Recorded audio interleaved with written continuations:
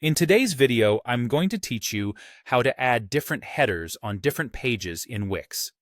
Managing headers that align with the style and purpose of each specific page can be a game changer for your site's design and user experience. So, let's walk through these steps to create and customize headers that meet your specific needs. First things first, let's focus on creating or designing the headers you need. Open your Wix Studio Editor and start by adding a new section right at the top of one of your pages. Think of this section as your new header area, where it can house your logo, navigation menu, and any other features that would qualify it as a header. You want to ensure that this temporary header design aligns with the overall aesthetics and functionality you envision for that specific page. To streamline the process, if you already have an existing global header section, consider duplicating it.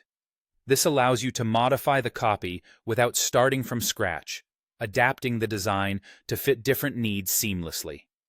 Once your new header is in place, it's time to set it as a global section. This step is key to applying it across your chosen pages. Click to select the newly created section and then head over to More Actions. You'll find an option to Set as Global. Here, make a crucial selection by choosing Header when prompted. This designates your section as a header global section, making it easy to manage throughout your site. Give your header a distinctive name, something specific like Header, Home Style, or Header, Subpage Style. This naming convention will help you quickly identify each unique design within your Global Sections panel. Now that you've set your header as a global section, let's assign it to the specific pages you have in mind. Navigate over to the Global Sections panel in your editor. This panel offers a comprehensive view of all your headers.